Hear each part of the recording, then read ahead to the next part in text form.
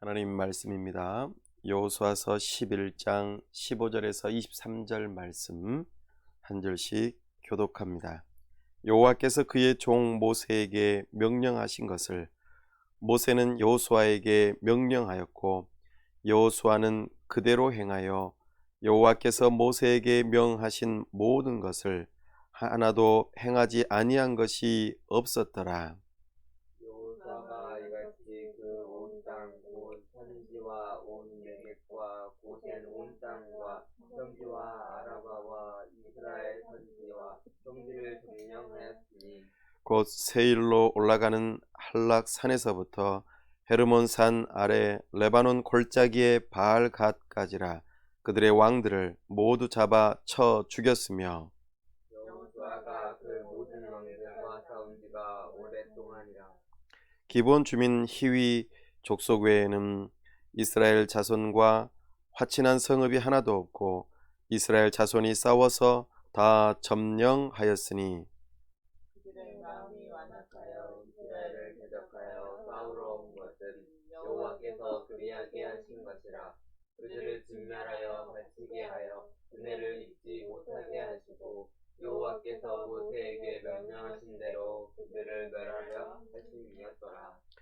그때에 여호수아가 가서 산지와 헤브론과 드빌과 아납과 유다 온 산지와 이스라엘의 온 산지에서 아낙 사람들을 멸절하고 그가 또 그들의 성읍들을 진멸하여 바쳤으므로 이스라엘 자손의 땅에는 아낙 사람들이 하나도 남지 아니하였고 가사와 가드와 아스돗에만 남았더라. 다 함께요. 이와 같이 여호수아가 여호와께서 모세에게 말씀하신 대로 그 온 땅을 점령하여 이스라엘 지파의 구분에 따라 기업으로 주매 그 땅에 전쟁이 그쳤더라. 아멘. 다 함께 기도하겠습니다. 하나님 아버지, 은혜와 사랑을 감사합니다. 복되고 거룩한 주일 하나님 앞에 나와 예배합니다. 이 시간 성령 하나님 우리와 함께 하셔서 우리의 영적인 눈과 귀가 열리게 하시고 우리의 마음이 하나님을 향하여 활짝 열려 하나님의 음성 들을 수 있도록 도와주옵소서. 하나님의 영광을 볼 수 있도록 은혜 베풀어 주시옵소서. 우리가 하나님을 알므로 하나님을 진심으로 사랑하여 하나님의 뜻 앞에 겸손하게 순종하고자 결단하는 시간 되도록 은혜 베풀어 주시옵소서.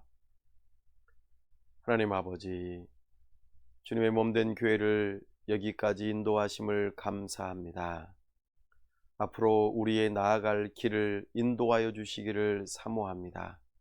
우리 하나님께서 우리가 가야 할 곳, 우리가 머물러 교회를 세워야 할 곳, 함께 교회로 지어져 갈 동역자들, 우리의 필요한 모든 것들을 우리 하나님께서 공급하시고 예비하여 주시기를 원합니다. 참으로 우리 하나님께서 앞서 행하시며 우리 주님께서 기뻐하시면 우리가 그 땅을 취하고 참으로 우리 하나님의 백성들을 통하여 하나님의 나라를 이루어 갈 수 있도록 도와주시옵소서.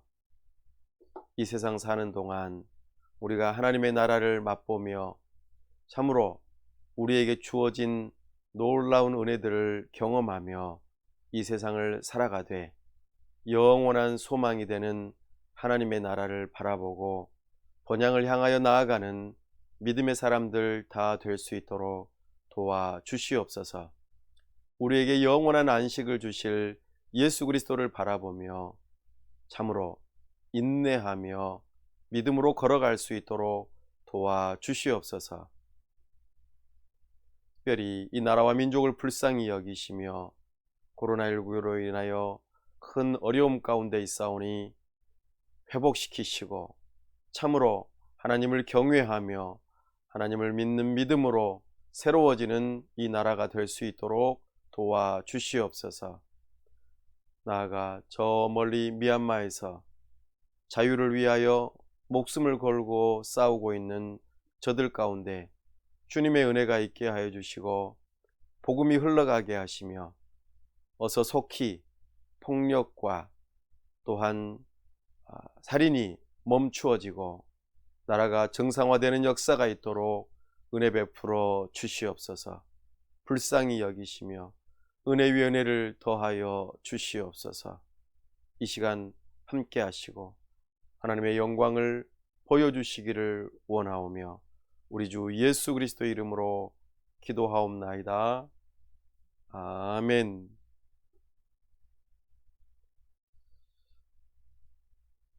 걸어서 성경 속으로 성경여행, 오늘은 13번째 시간입니다. 여호수아서를 중심으로 모세언약 5번째 내용을 함께 살펴보겠습니다. 여호수아, 이 이름은 참으로 귀한 이름입니다. 오늘 여호수아서를 통하여서 하나님의 나라가 어떻게 펼쳐지는지, 여기에서 우리가 어떤 교훈을 받아야 하는지 함께 말씀을 통하여 살펴볼 수 있기를 원합니다. 성경을 통일성 있게 전체적으로 보는 눈을 가지기 위해서는 다음과 같이 하나님 나라의 역사라는 주제를 따라서 성경을 읽어가야 합니다. 오늘 여호수아서는 하나님 나라의 역사가 어떤 지점에 이르러 있고 그리고 그 가운데에서 하나님의 나라가 어떻게 이루어지고 있는지 살펴보는 것이죠. 그래야만 우리는 통일성 있게 또 각 성경의 한 권 한 권마다 담겨 있는 독특하고 고유한 하나님의 메시지를 들을 수 있습니다. 그러니 우리는 하나님 나라의 역사라는 주제어를 따라서 성경을 계속해서 읽을 수 있기를 바랍니다. 먼저 역사를 살펴보죠.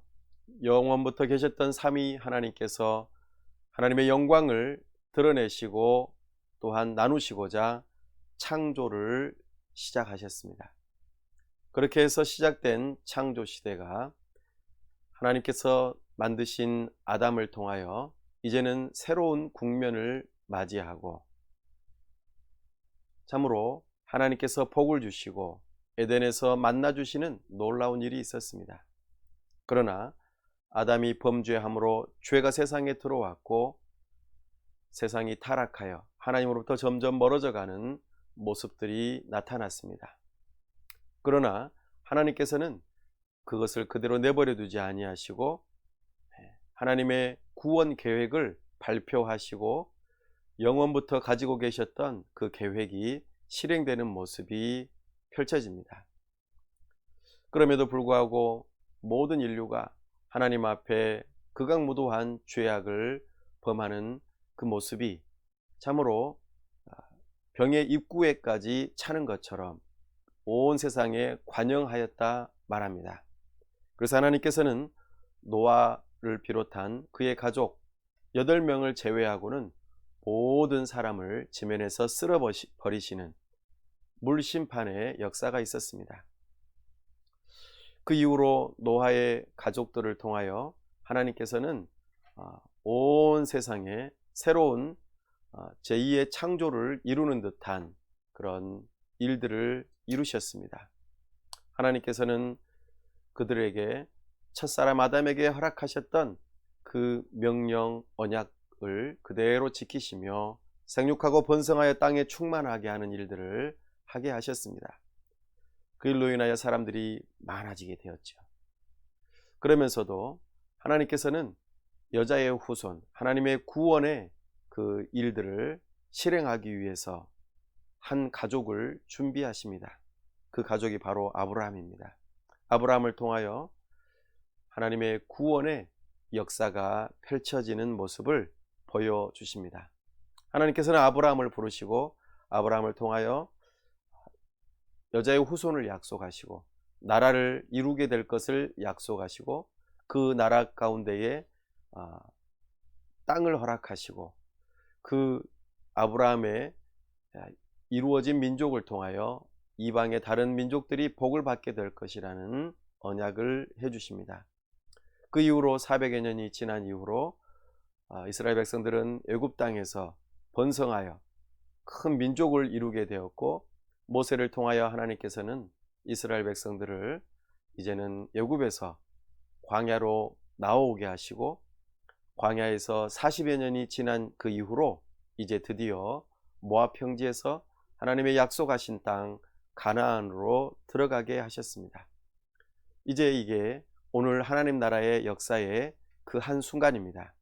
BC 1500년에서 1000년의 그 중간에 있던 일로 요단강 건너 약속의 땅 가나안으로 들어가는 그 배경이 오늘의 그 역사입니다.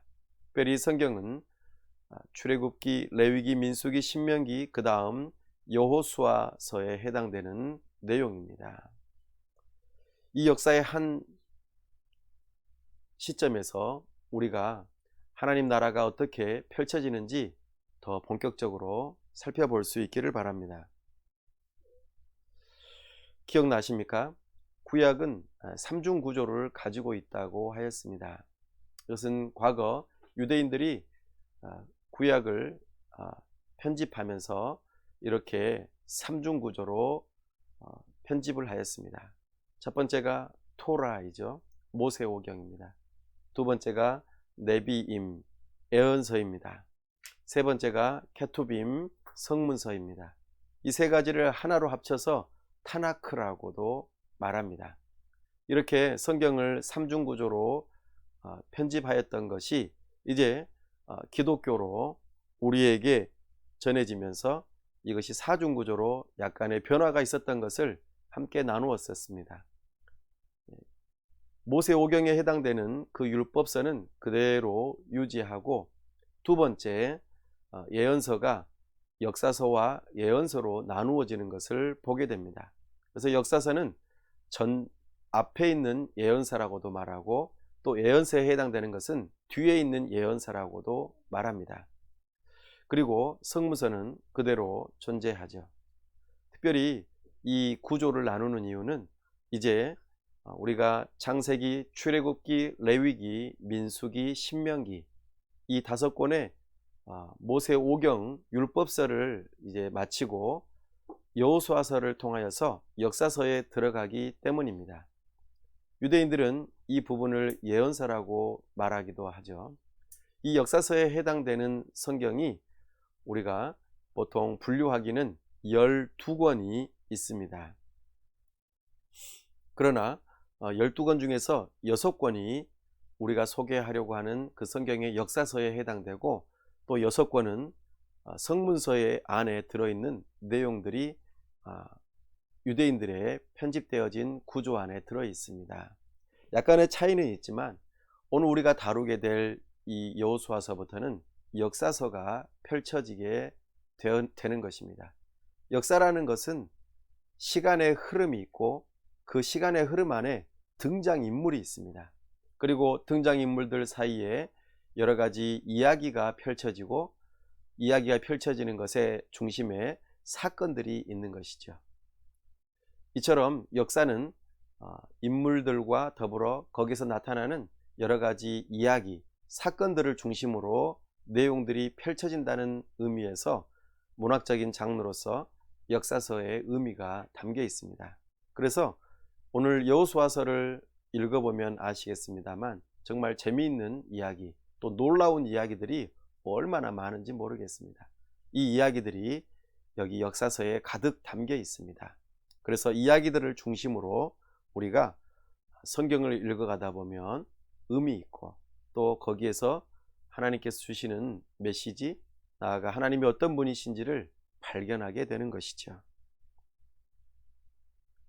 자, 그렇다면 오늘 우리가 다뤄야 할 여호수아서의 구조와 주제를 한번 살펴보겠습니다.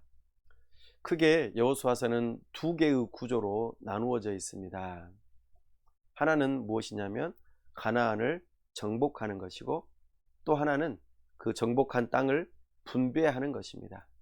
이렇게 크게 2개의 구조로 나누어져 있는데, 이 큰 2개의 구조가 또 그 안에 두 개의 구조를 가지고 있습니다. 그래서 핵심적인 단어가 네 개가 나오는데요. 이렇습니다. 히브리어로 아바르라고 하는 말이 있습니다. 아바르.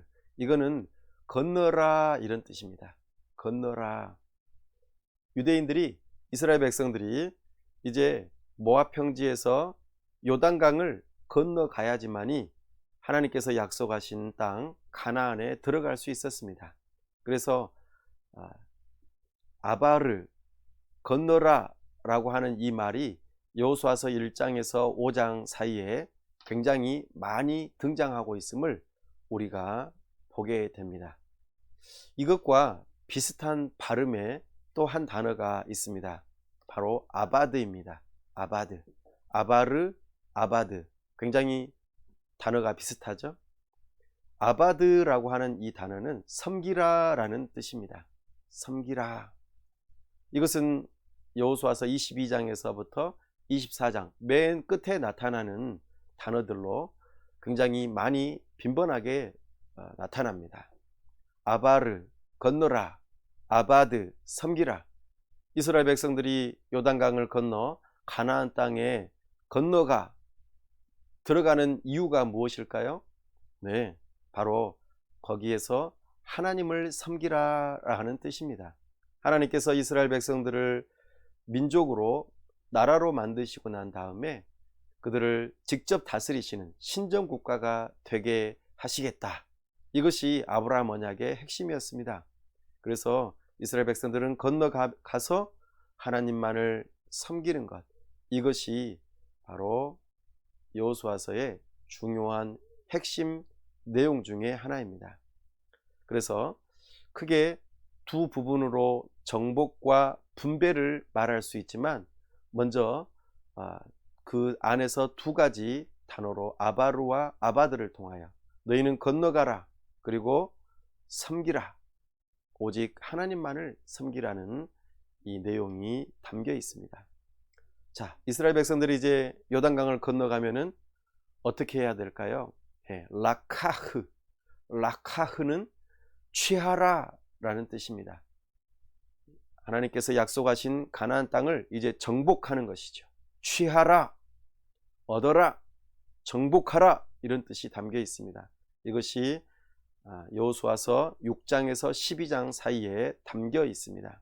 그리고 이것과 단어가 아주 비슷한 발음이 나는 할라크, 할라크. 이거는 나누라 라는 뜻입니다. 나누라.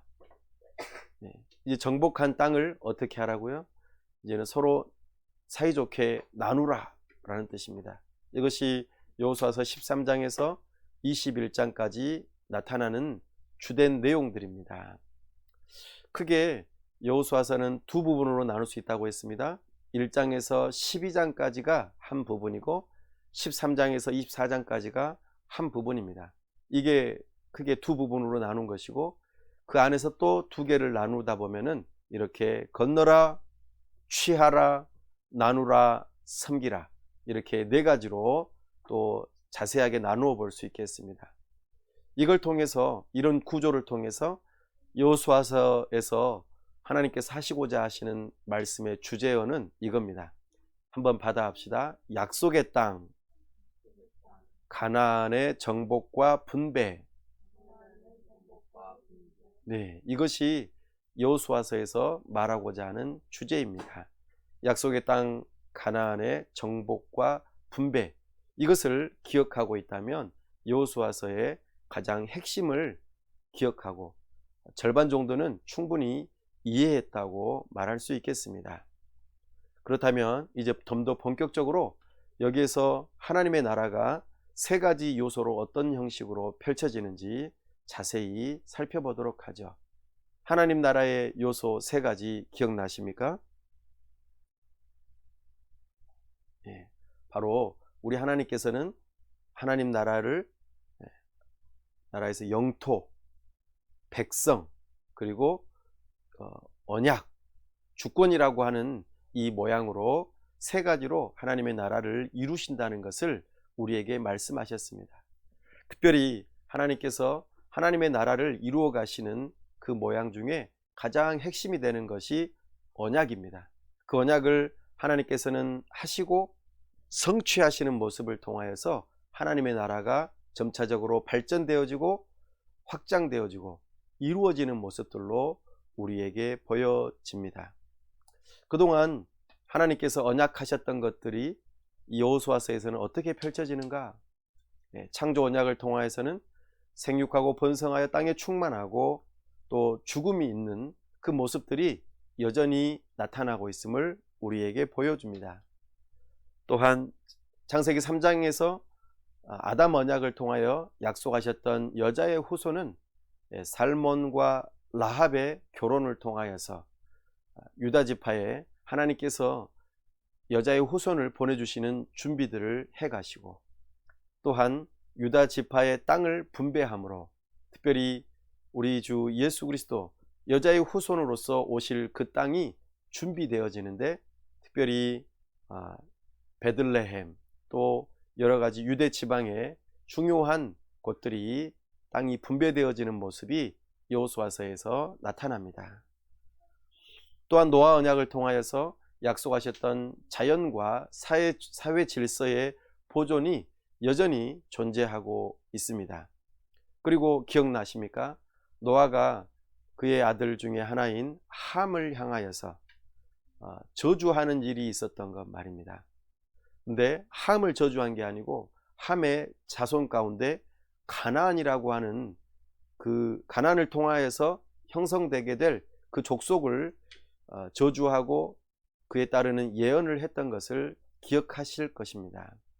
이제 그 일이 드디어 이 여호수아서를 통하여서 성취되는 모습을 보여주십니다. 가나안 족속들이 다 쫓겨나고 여기에 이제 하나님의 약속하신 그 셈의 후손이 들어오게 되고, 또한 특별히 함의 그 후손 가운데 그 가나안 족속 가운데서 한 족속이 이 셈을 섬기는 일이 발생하는 것이 여호수아서에서 나타나게 됩니다. 아브라함에게 하셨던 언약도 동일하게 이 여호수아서에서 성취되고 있는 모습을 우리에게 보여줍니다.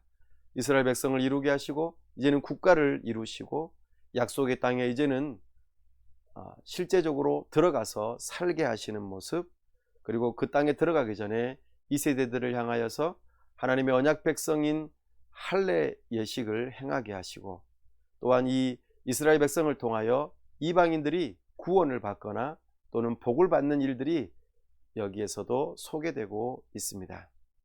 나아가 모세에게 하셨던 그 언약이 여전히 여기에서도 반복적으로 선포되어지고 가르쳐지는 모습이 보여지고 실행되는 모습이 보여집니다. 성막을 중심으로 모이고 예배하는 모습, 또한 하나님의 세우신 지도자들, 제사장, 또 선지자, 왕들이 세워지면서 그들과 더불어 함께 하나님께서 다스리시는 신정국가, 하나님의 율법이 이스라엘 백성들을 다스리시는 모습이 여전히 여기서도 등장합니다. 시민법을 따라 하나님의 법을 따라 살 때에 그 땅에서 계속 유지될 것임을 계속해서 선포하고 계시고, 그 땅에서 복을 누릴 조건이 바로 하나님의 법을 따르는 일이라는 것을 여전히 말씀하고 계십니다. 이제 더 본격적으로 하나님 나라의 요소 가운데 하나인 영토를 살펴보겠습니다. 하나님께서 여기 세우신 그 영토 가운데 특별히 이 지도는 각 지파별로 이렇게 땅이 분배되는 모습으로 우리에게 보여집니다. 이것은 가나안 정복 이후에 분배되어진 땅의 모습인데요, 그 전에 우리가 하나님의 나라가 영토로서 어떻게 정복되어지는지 그 모습들을 한번 살펴볼 수 있기를 바랍니다. 여호수아서 1장에서 2장까지에는 이스라엘 백성들이 모압에서 머물러 있다가 이제 하나님께서 약속하신 땅에 들어가기 위해서 여리고의 정탐꾼을 보내는 모습이 1, 2장에서 나타납니다. 가나안 땅에 들어갈 수 있는 출입구에 해당되는 곳이 여리고 성이기 때문입니다. 그리고 이제 하나님께서 그 정탐 이후에 요단강을 건너가 이제는 실제적으로 전투를 통하여서 정복하는 모습을 보이는 그 과정들이 여호수아서 3, 4장에 나타납니다. 우리가 아는 바와 같이 요단강은 추수할 때였고 거기에서 강이 범람하여 웬만한 사람들, 아니 어떤 것도 건너기 힘들 정도로 물이 많이 불어나 있는 상황이었습니다. 그러나 하나님께서는 제사장들이 먼저 그 요단강을 밟게 하시고 그 요단강이 마치 벽을 이루어 과거에 이스라엘 첫 세대가 홍해를 건넌 것처럼 이 2세대들이 요단강을 건너가게 하는 그 놀라운 사건이 여기에서 발생합니다. 그리고 그 요단강 안에서 돌들을 취하여 잊어버리지 않도록 돌기념비를 세우게 하죠. 그 이후로 여호수아서 5장에서는 하나님께서 이스라엘 2세대가 아직 할례 받지 못한 것으로 인하여 구분되고 또 거룩한 이스라엘 백성이 되도록 할례하게 하시고 유월절을 지키게 하십니다. 나아가 이 정복전쟁은 이스라엘 백성들이 전투력이 뛰어나거나 또는 아주 엄청난 무기를 가지고 있어서 정복할 수 있는 것이 아니라 하나님의 전쟁임을 알려주시고자 여호와의 군대 장관을 앞서 보내시고 그 일들을 통하여 이 싸움은 여호와의 싸움인 것을 알게 하십니다. 그렇게 이제 정복전쟁이 일어나는데 여호수아서 6장에서부터 8장까지는 중부전선인 여리고와 아이성을 공략하고 거기를 이제 얻는 그 내용들이 담겨 있습니다.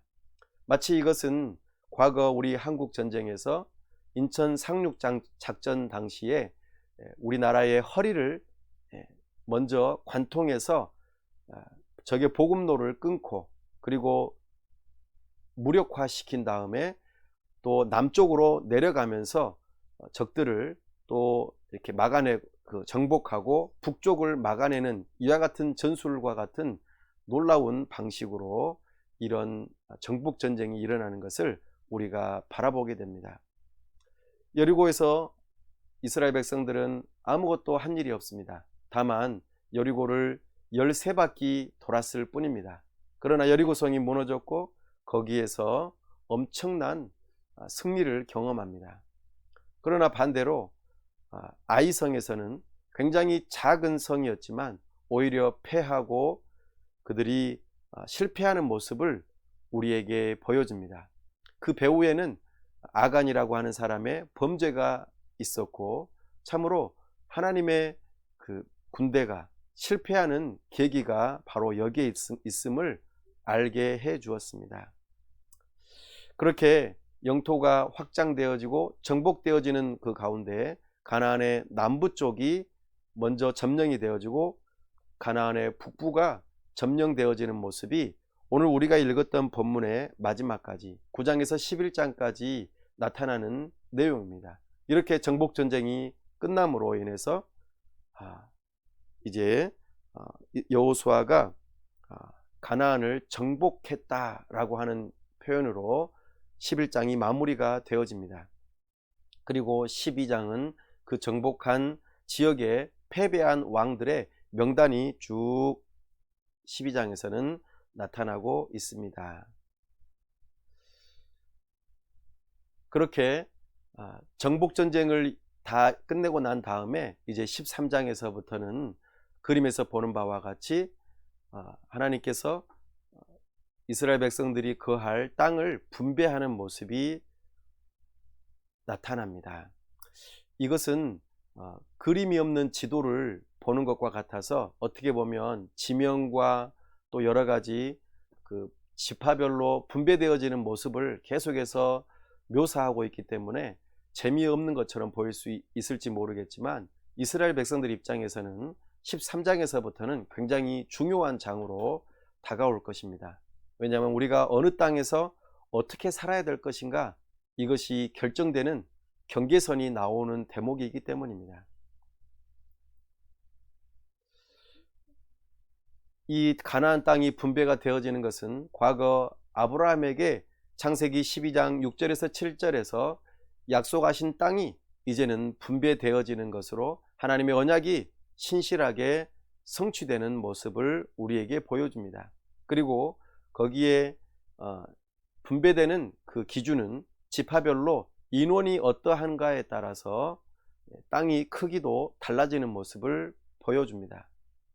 골고루 또 균형이 있게 각 지파별로 인원수에 따라서 다양한 모습들로 땅이 분배가 되어집니다. 여호수아서 13장에서 소개하고 있는 땅 분배의 첫 번째 모습은 모세가 지도한 그 모습을 먼저 기록하고 있습니다. 어디를 말할까요? 요단강 가운데를 중심으로 동편에 있는 곳입니다. 그래서 그림에서 보는 바와 같이 므낫세, 반지파, 또 갓지파 이렇게 그들이 요단 동편에 아직 그 요단강을 넘어가기 전에 그들이 취했던 그 땅을 모세를 통하여서 땅이 분배되어졌던 것을 여호수아서 13장에서 다시 기록하고 있습니다. 그리고 이제는 정복 전쟁이 일어나고 난 다음에 이제 두 번째로 요단강의 서쪽 편에 있는 내용의 그 땅을 정복한 내용을 따라서 이제는 분배하는 모습을 보여주고 있습니다. 이게 여호수아서 14장에서 17장까지 나타나는 모습인데요. 이것은 특별히 므낫세와 에브라임 또 유다 지파에게 땅이 분배되어지는 모습들이 여기서 나타납니다. 참으로 하나님께서 땅을 분배하는 모습에서 요단 동편, 요단 서편에 있는 중요한 지파들에게 먼저 이 땅들이 분배되어지고 그 다음에 세 번째 단계로 나머지 7지파들에게 여호수아서 18장에서 19장까지 각각 분배되어지는 모습들이 그림에 나타나는 것처럼 보여집니다. 특별히 이 가나안 땅이 고구마처럼 길게 이렇게 되어진 지형이기 때문에 여기에서 가장 중심이 되는 지역, 한 가운데쯤에 해당되는 지역인 므낫세 지파가 반지파가 차지하게 되는 그 가운데쯤에 세겜이라고 하는 땅, 그리고 바로 밑에 실로라고 하는 그 지명을 중심으로 사람들이 모여서 회의를 하거나 또 여기에 성막을 두어서 하나님의 뜻을 듣고 또 하나님께 예배하는 모습이 여기에서 등장하는 것을 우리가 성경을 읽어가다 보면 발견하게 됩니다. 이렇게 하나님의 나라가 펼쳐지고 또 영토로서 보여지는 하나의 눈에 보이는 신정국가로서의 모습이 이렇게 등장하고 있음을 우리는 보게 됩니다. 이 모습이 앞으로 펼쳐질 역사서에서 계속적으로 등장하게 될 그런 모습입니다. 이렇게 땅이 분배되어지는 것을 통해서 우리가 알 수 있는 것은 크게 두 가지입니다. 하나는 하나님께서 이스라엘 백성들을 통하여 정복 전쟁을 일으키고 또 그 가운데서 얻은 땅을 이미 분배하고 얻는 것에 대해서 여호수아서 두 군데에서 너희가 이미 이 땅을 차지하였다라고 말하는 내용과 더불어 그러나 아직 다 차지한 것은 아니라고 하는 내용이 곳곳에 숨어 있는 것을 우리가 보게 됩니다. 이미와 아직이라고 하는 이 중요한 의미가 이 땅 분배에 담겨 있습니다. 이것은 마치 우리가 과거 죄 가운데에 있다가 하나님 나라가 찾아오고 그리고 우리가 하나님 나라의 백성으로서 구원받아 하나님의 나라가 이미 이 땅에 임하였지만 아직 하나님의 나라가 완성되지 않은 모습인 것, 이것과 연결되어지는 교훈입니다. 우리는 이 세상을 살아가면서 하나님의 나라가 이미 왔다는 것에 대해서 믿음으로 받아들이고 하나님 나라 백성답게 살아가는 것이죠. 그리고 이곳에서 하나님의 나라를 경험하고 이루어가는 삶을 살아간다는 것입니다. 그러나 아직 하나님의 나라가 완성되지는 않았습니다. 언제 하나님의 나라가 완성될까요? 성경의 마지막 대목에 보면 예수님께서 이 땅에 다시 오시는 그날이 하나님의 나라가 완성이 되는 때라고 말합니다. 그렇기 때문에 우리는 이미 하나님의 나라가 임하였고 여기서 하나님의 나라를 어느 정도 경험할 수 있지만 아직 하나님의 나라가 완성된 것이 아니기 때문에 우리는 대한민국이라고 하는 국민으로서 이렇게 긴장 가운데 하나님 나라의 백성이면서도 또 대한민국 국민으로서 두 나라 백성으로서 살아가는 긴장감이 있음을 이 여호수아서를 통하여서 우리에게 교훈하고 있습니다. 그러니 이 땅에서 완전하게 하나님의 나라가 이루어질 수는 없다는 것을 기억하고 이 땅 위에서 하나님 나라의 백성답게 살아가시되 대한민국 국민답게 또한 살아가시고 나아가 영원한 하나님의 나라가 완성될 그날을 사모하는 것이 우리 그리스도인의 마땅한 태도라 할 것입니다. 그렇게 하나님 나라가 정복되어지고 분배되어지는 그 이후로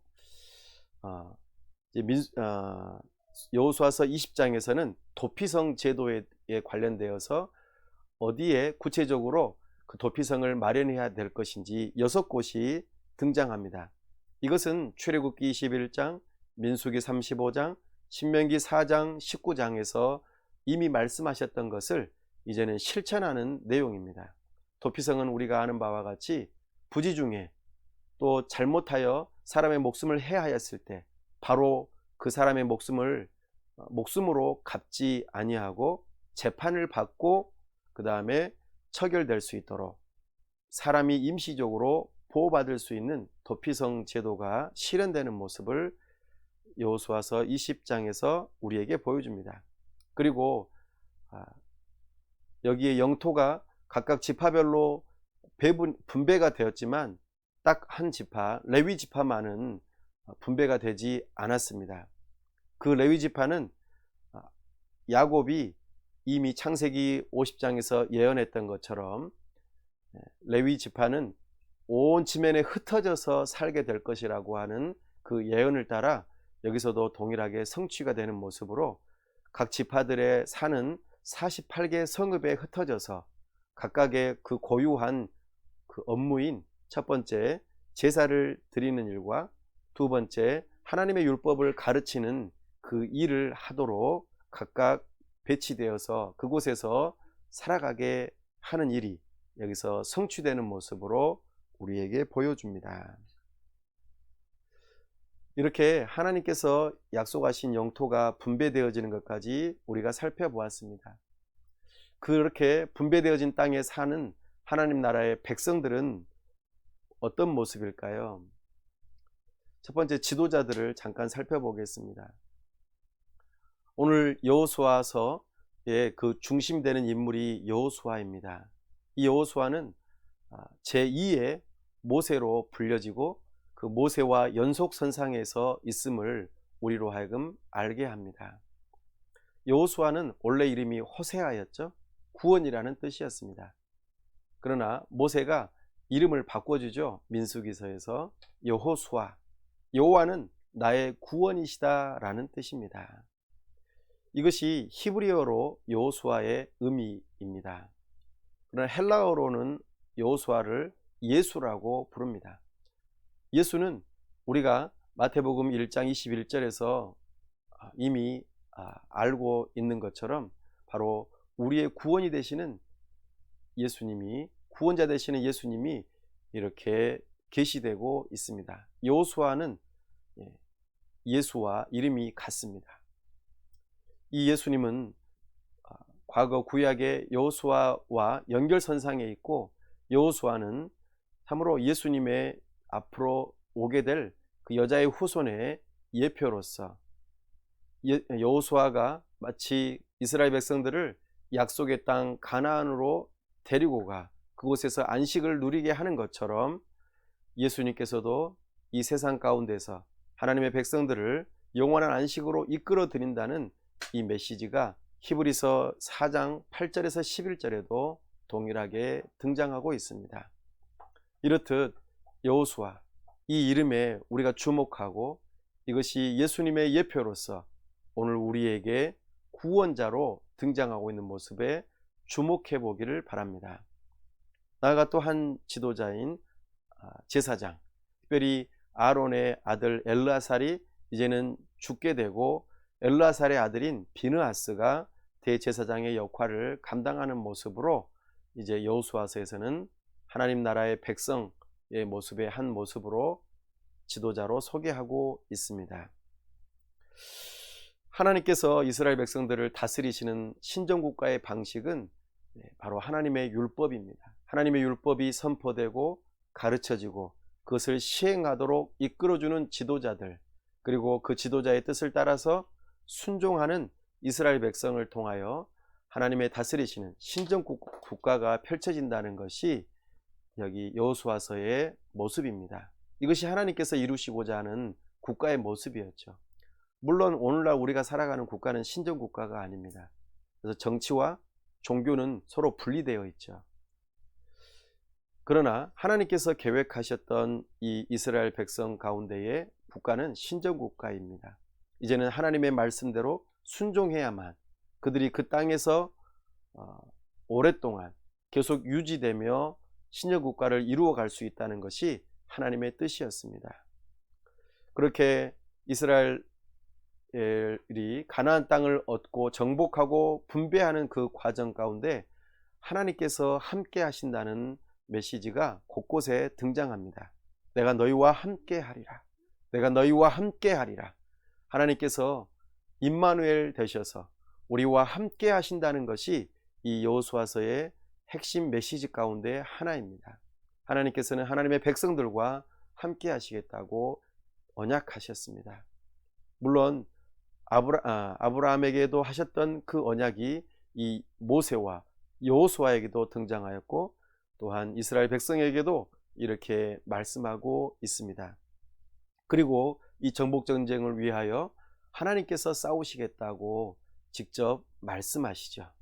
그래서 여호수아서 3장에서는 요단강을 벽을 이루어 참으로 메마른 땅을 건너가는 것처럼 이스라엘 백성들이 건너가게 하시는 하나님의 싸움이 여기서부터 시작되는 것을 우리에게 보여줍니다. 여호수아서 6장에서 여리고성이 무너지는 것, 다만 이스라엘 백성들이 13바퀴 돌았을 뿐인데 여리고성이 무너지는 모습, 이 모든 것이 하나님의 말씀에 겸손하게 순종한 그 이후에 나타나는 것임을 우리가 바라보게 됩니다. 또한 여호수아서 10장에서는 지구의 자전이 멈추는 놀라운 기적이 일어납니다. 여호수아가 태양아 머무르라, 또한 달아 머무르라 하는 이 명령의 기도가 하나님께서 움직이시고 하나님께서 온 세상을 주관하고 계시는 모습을 우리에게 보여줍니다. 근데 사실 이 모든 것이 엄청난 일들이죠. 요단강이 벽을 이루고 여리고성이 그 견고한 성이 13바퀴 돌고 소리 한번 질렀는데 그렇게 무너진다는 것, 또 지구의 자전이 멈추게 되는 것, 이거는 보통 일이 아닙니다. 오직 하나님만이 하실 수 있는 것을 우리에게 보여줍니다. 지구가 자전하는 속도가 1600km입니다. 시속 1600km. 한 시간에 1600km를 달려간다고 생각해 보십시오. 그렇게 빨리 달려가는 지구가 갑자기 멈춘다고 생각해 보십시오. 어떻게 될까요? 아마 지구에 있는 모든 사람들은 다 우주로 튕겨져 나갈지 모르겠습니다. 엄청난 이거는 사건입니다. 그런데 그 지구의 자전이 멈추었고 또 지구의 자전이 멈춘과 동시에 공전도 멈추는 일이 발생하였는데 아무런 일이 안 일어났어요. 사람들이 우주 밖으로 튀어나가지도 않았습니다. 그리고 오히려 하나님께서 그 전쟁을 마무리할 때까지 그 일들을 유지시켰던 모습을 바라볼 때에 이것은 참으로 놀라운 일이 아닐 수 없습니다. 여기에 대한 다양한 견해들이 있지만 우리는 전통적인 견해를 따라 이것은 하나님께서 초자연적으로 일하신 것임을, 하나님 나라의 백성들을 위하여 일하신 것임을 우리에게 말하고 있음을 우리는 믿습니다.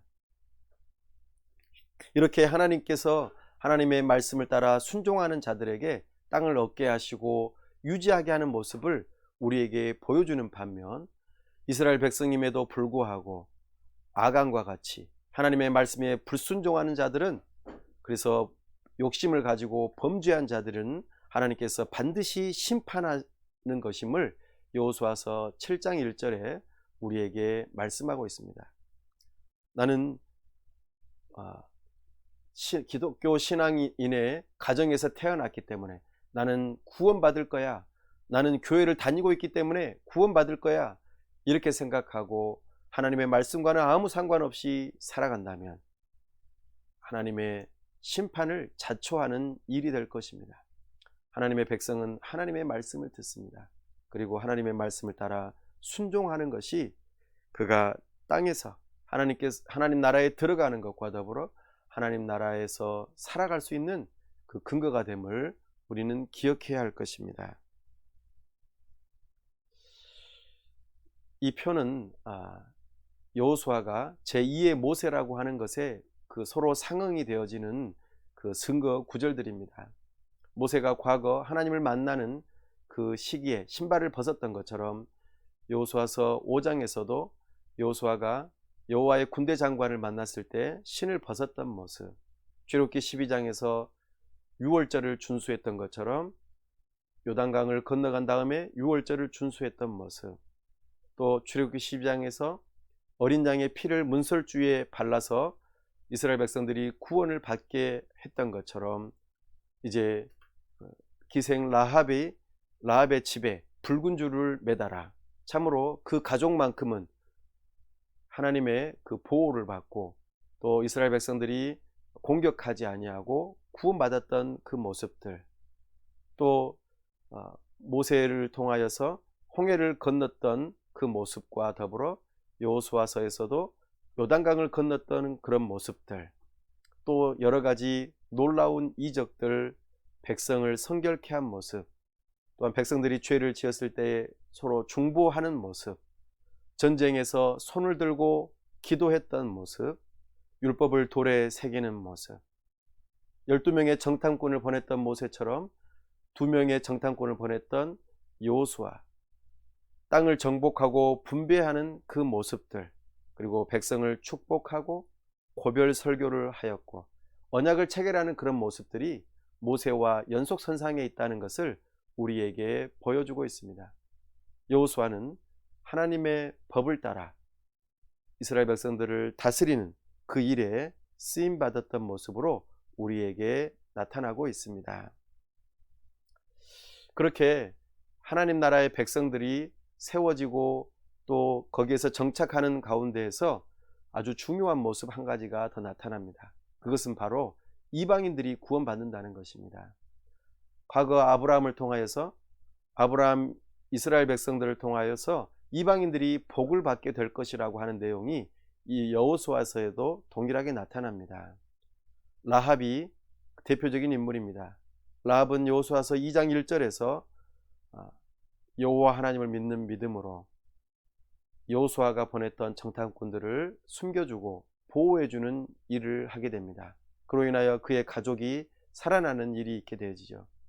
그는 비록 이방인이었고 하나님께서 진멸하라고 명령하셨던 그 족속 가운데 한 사람이었지만 하나님을 믿는 믿음으로 또 그렇게 은혜를 구하는 그들에게 하나님께서 구원하시는 모습인 것을 보여주시고, 이 라합이 훗날 다윗의 증조모가 되는 모습으로 예비되어지는 것을 우리는 성경을 통하여 발견합니다. 또 한 족속이 있죠. 기브온 족속입니다. 기브온 족속이 바로 또 대표적인 족속입니다. 기브온 족속도 하나님께서 진멸하라고 했던 족속입니다. 그러나 이 기브온 족속은 여호수아의 눈을 속이고 참으로 그들의 생명을 보존받게 됩니다. 여호수아가 언약한 것을 번복할 수 없기에 기브온 족속이 살게 되고, 또한 이들이 가나안 족속 가운데 한 족속으로서 셈의 후손인 이 이스라엘 족속을 섬기게 되는, 하나님의 언약이 신실하게 성취되는 모습을 우리에게 보여줍니다. 그의 반면 하나님께서 진멸하라고 명령하셨던 그 가나안 족속들은 그 기회가 충분히 주어졌음에도 불구하고 오히려 대적하고 그리고 망하는 길로 가는 모습을 우리에게 보여줍니다. 이 여호수아서를 읽으면서 우리는 한 가지 큰 어려움에 빠지는 생각이 들 때가 있습니다. 이것은 바로 이방인을 진멸하라는 것이죠. 이방인을 진멸하라. 이것은 마치 집단 학살을 하나님께서 허용하시는 것 같고 인종 청소를 하시는 듯한 하나님의 그 잔인함을 보여주는 것과 같은 그런 모습이 여호수아서에서 등장하기 때문에 세상 사람들이, 기독교인들은, 또 이렇게 성경을 믿는 사람들은 참으로 잔인하다, 그리고 이런 종교는 우리가 믿을 수 없다라고 하는 비방을 받을 수도 있습니다. 그러나 우리는 기억해야 합니다. 이방인의 진멸에 대한 이것이 매우 한정적이고 또 하나님의 특별한 뜻이 담겨 있음을 우리는 기억해야 합니다. 왜냐하면 이 이방인을 진멸하라고 하는 것의 그 근거가 바로 공의로운 심판이 있기 때문입니다. 가나안 7 족속들은 성적인 도덕이 타락하였고 또한 몰렉 신에게 자기 자녀들을 제물로 바치는 아주 정말 타락한 모습이 극에 달하는 그런 모습들을 우리에게 보여주고 있습니다. 하나님께서 이 죄악을 공의롭게 심판하지 않는다면 오히려 그것은 진정한 하나님이 될 수 없습니다. 공의롭게 하나님께서는 심판하시는 모습으로 이 이방인의 진멸을 허락하셨던 것이죠. 그리고 뒤이어서 들어가게 될 이스라엘 백성들의 거룩을 유지하기 위해서 이 거룩한 백성들을 유지할 수 있도록 가나안 족속을 쫓아내고 그리고 진멸하라고 명령하셨던 것입니다. 이것이 가장 그 진멸의 주된 이유입니다. 그런데 놀랍게도 이렇게 진멸하라고 명했지만 그리고 또 진멸했다라고 하는 표현이 오늘 말씀에서도 등장하지만 또 뒤에 보면은 그 족속이 완전히 다 진멸되지 않고 여전히 남아있고 잔존하고 있음을 보게 됩니다. 그래서 집단 학살 또는 인종 청소가 완전히 다 이루어졌다 이렇게 표현할 수 없는 것이죠. 오히려 과장법에 근거한 내용들로 나타나고 또 그렇게 진멸하지 못함으로 인하여서 찾아오는 훗날에 이스라엘 백성들의 거룩을 잊어버리는 일들이 이제 다음 주에 소개하게 될 사사기서에서 고스란히 등장하게 됩니다. 이렇게 이방인을 진멸하라는 것은 오늘날 우리가 살아가는 이 시대에 동일하게 적용할 수 있는가? 아닙니다. 이것은 역사의 특정한 순간에만 나타났던 일입니다. 특별히 가나안 족속에게 국한되어졌었고요. 참으로 그 시기에만 말씀하셨던 것입니다.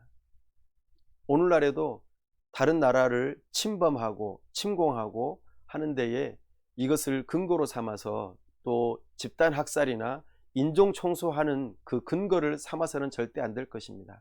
특별히 함의 후손 가나안의 족속을 또 흑인으로 이렇게 유색인종으로 그렇게 삼아가지고 인종차별하는 것, 그렇게 해서 노예로 삼는 이 모든 것들은 성경을 잘못 해석한 것이고 참으로 하나님의 뜻이 아닌 것을 우리는 알아야 할 것입니다. 하나님께서는 신명기 20장에서 그 가나안 족속 이외의 다른 족속들과는 화평한 관계를 유지하고 함부로 하지 못하게 할 것을 미리 경고하셨던 것을 우리는 살펴볼 때에 이것이 하나님의 특정한 목적이 있음을 우리는 기억해야 할 것입니다. 이렇게 하나님 나라의 백성들을 이끌어 가시는 모습을 우리는 여호수아서를 통하여 발견합니다. 이제 마지막으로 하나님 나라의 주권을 살펴보겠습니다. 오늘 모세의 언약이 연속선상에 있음을 우리는 기억해야 할 것입니다. 특별히 이 가나안 땅의 가장 중심이 되는 가운데 지역 세겜 땅에서 모세 언약이 다시 한번 선포되어지고 하나님의 율법이 가르쳐지게 되고 다시 언약을 갱신하는 모습을 우리에게 보여줍니다. 이 또한 고대 근동의 종주권 조약의 형식을 취하고 있고 출애굽 2세대를 향하여서 다시 한번 언급하고 있으며 안식을 회복하고 특별히 그 증표로 큰 돌을 두라고 명령하는 것이 여호수아서 24장에 나타납니다. 이 언약의 핵심은 모세와의 연속성에 있고 또한 모세의 언약, 모압 언약과 연속선상에 있으면서 신명기를 근거로 신명기 말씀을 따라서 너희가 순종하면은 보상을 받고 불순종하면은 형벌을 받는다는 것이 여호수아서에서 나타나는 중요한 사상입니다. 그래서 이스라엘 백성의 순종이 신정국가를 유지하거나 불순종이 멸망의 길로 간다는 것이 이 모세 언약, 특별히 세겜 언약의 중요한 핵심 내용입니다. 그래서 과거 신명기에서 언약을 갱신하고 또 그 언약을 이제는 비준하고 축하하는 모습이 여호수아서 8장 30절에서 35절에 세겜 땅에 있는 에발산과 그리심산을 중심으로 거기에서 율법이 낭독되어지면서 너희가 언약에 신실하라고 그렇게 당부하는 모습이 여기에서 한번 등장합니다. 그리고 마지막 여호수아서 24장에서 모세 언약에 특별히 세겜 언약으로서 또 한번 등장하는 것이 전문에 해당되는 것이 2절에서 또 역사적인 서원이 2절에서 13절 또 언약의 내용이 14에서 24절 또 보존과 증인된 모습이 26절에서 27절에 나타나고 이것을 잘 지켰을 때의 복과 지키지 않았을 때의 저주가 24장 전체 특별히 20절에서 더 자세히 등장하고 있습니다. 이렇게 하나님의 나라가 역사 가운데 펼쳐지고 있는 모습을 오늘 여호수아서를 통하여 살펴보게 되었습니다. 여호수아서의 핵심 주제는 약속의 땅, 가나안 정복과 분배입니다. 이 여호수아서를 통하여서 하나님의 언약이 신실하게 성취되는 모습을 통하여 우리는 신실하신 하나님의 역사서가 시작되었음을 확인하게 되었습니다. 또한 하나님의 언약을 따라 공의와 자비가 실행되고 있음을 여호수아서를 통하여서 발견하게 됩니다. 그리고 언약 백성답게 순종하고 또한 하나로 이렇게 서로가 하나가 되어져서 오직 하나님만을 섬기는 삶을 살아가라고 요구하고 있습니다. 여호수아는 경건한 리더십의 모델이 되어집니다. 오늘 우리가 읽었던 본문 11장 15절 말씀을 다시 한번 읽어보겠습니다. 시작. 여호와께서 그의 종 모세에게 명령하신 것을 모세는 여호수아에게 명령하였고 여호수아는 그대로 행하여 여호와께서 모세에게 명하신 모든 것을 하나도 행하지 아니한 것이 없었더라. 아멘. 여호수아는 모세로부터 받은 명령을 그대로 행하였고 하나도 행하지 아니한 것이 없었더라고 말합니다. 이 여호수아는 훗날 여자의 후손이신 예수 그리스도의 예표이며 모델이 됩니다. 여호수아처럼 우리 예수님께서도 하나님 아버지의 말씀 그대로 전부 다 순종하였습니다. 하나님의 뜻대로 이 땅에 사람의 몸을 입고 성육신 하셨고 겸손하게 이 땅 위에서 사람과 같이 동일하게 삶을 살아가셨으며 이 땅 위에서 삶을 살아가면서 하나님의 법을 하나도 어김없이 다 지켜 행하셨습니다.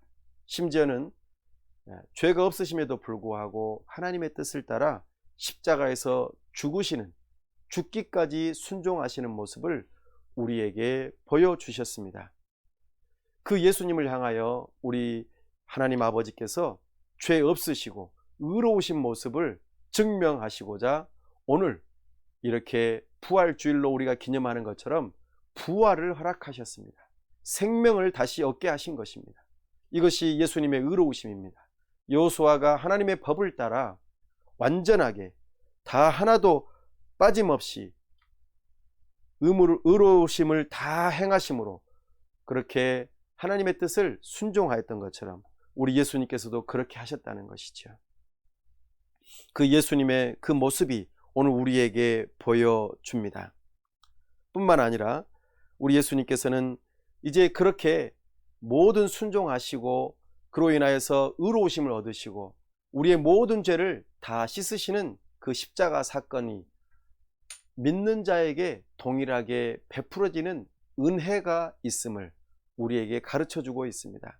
예수 그리스도를 믿고 따름으로 이제는 이스라엘 백성들이 여호수아의 영도를 따라 그렇게 가나안 땅에 들어가 안식을 취했던 것처럼 우리가 예수 그리스도를 믿는 믿음을 가진 자들에게는 참으로 과거의 모든 죄를 다 깨끗하게 씻어주시고 또한 우리의 불의한 행동을 이제는 말끔히 씻어주신 다음에 예수 그리스도의 의로운 그 삶을 마치 우리의 것으로 여겨주시고 우리를 의롭다고 여겨주실 뿐만 아니라 생명을 얻게 하시고 저 영원한 하나님의 나라로 이끌어주시는, 그래서 구원이 완성되어지는 모습으로 우리에게 계시하고 있습니다. 이제 23절 말씀 한 번 더 읽어보겠습니다. 시작.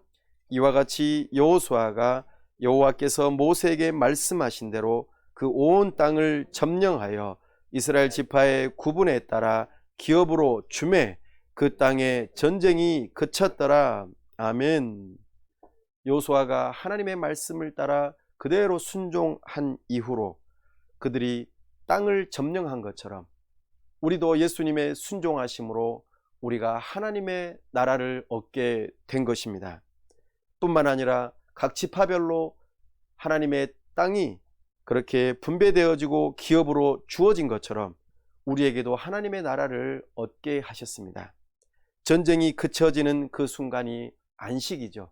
이 땅 위에서는 우리는 아직 하나님의 나라가 완성되지 않았기 때문에 영적인 싸움을 싸워야 합니다.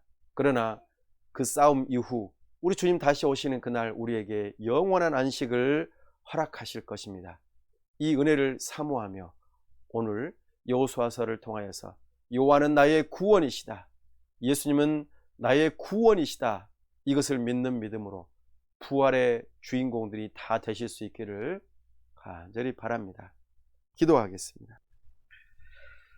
하나님 아버지, 은혜와 사랑을 감사합니다. 이 시간 우리로 하여금 하나님의 영광을 보게 하시니 감사합니다. 하나님의 언약하심을 다 이루어 주시고 참으로 우리로 하여금 소망을 갖게 하시니 감사합니다. 여호수아가 하나님의 법을 다 준행하고 하나님의 뜻을 다 실천하여 하나님의 약속하신 땅에 들어가 또 그 땅의 여러 곳을 분배하였던 모습이 참으로 예수 그리스도의 예표이고 예수 그리스도께서 모든 일을 다 이루시고 죽기까지 복종하심으로 참으로 우리의 모든 죄가 씻어지고 우리 주 예수 그리스도의 부활이 우리의 의로움을 증명하고 또한 참으로 우리가 의롭게 되는 이 놀라운 은혜가 있음을 발견합니다.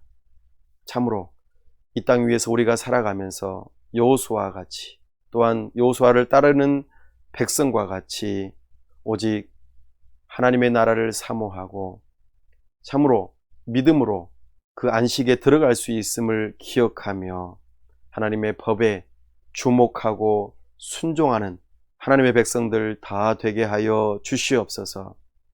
하나님의 말씀을 따라 순종하는 자들이 참으로 온유함으로 온 땅을 차지한다고 약속하셨사오니 그 말씀이 오늘 우리에게 이루어질 수 있도록 도와주시옵소서.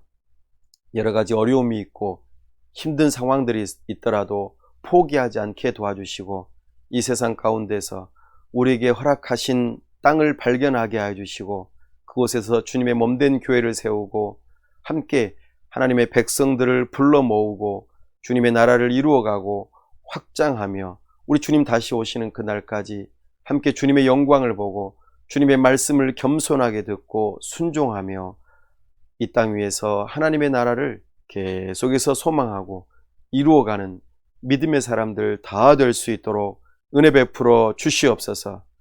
이 부활의 기쁨과 참으로 부활의 소망에 증인된 삶을 살아갈 수 있도록 도와주시옵소서. 우리 주 예수 그리스도 이름으로 기도하옵나이다. 아멘.